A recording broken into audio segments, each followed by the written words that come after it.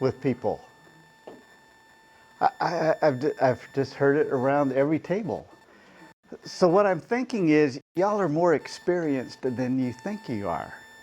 You're probably more experts than you think you are. So all I'm going to try to do today is give us a few tools and a little bit of perspective so that what you know naturally but don't really have words to put to it, that you can get words to put to it. Sometimes that's just helpful, to get words to say, here's what's going on. So I think you already are doing this. I'm just going to give you some words to use. That sound fair enough? Okay. So you should have your sheet with you. It's called Sharing Faith at the top. Let's look first at who are lost. Who are lost? You know, just what does it mean to be lost? So we believe that Jesus is that central figure piece, and that if people are not believing in him, they're lost.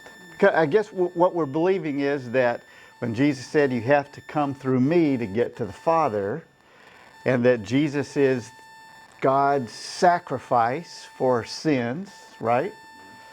So if there's lost, then there's also the other side of the coin of lost is what? Found.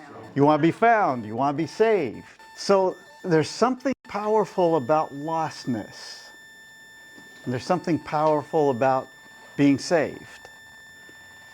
And people fall in one of those two camps. So here's the kinds of people who are in that lost side. One kind of, we call them the unchurched people.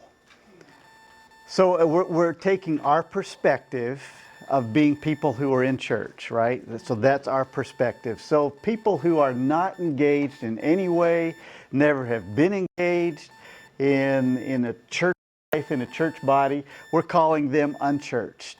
And so they have no experience and they have no knowledge.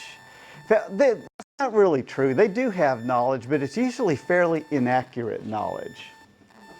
They feel like Christians are bigoted. They feel like Christians are unfair. They feel like Christians are homophobic. And they have all these words that are in their minds that they've picked up from the people and culture and media around them. So it's given them a very different picture. But that's kind of the world that the unchurched is. And I've run into a number of people who have said, why would I ever want to be a Christian? That would be the worst thing ever. I mean, that's how they think about us today. And so when we talk about beginning conversations, we're not talking at square one. We're down at, -3. We're at a negative side of things. So just kind of keep that in mind. So that's the unchurched person. Then there's people who are dechurched. And there's just more and more of these.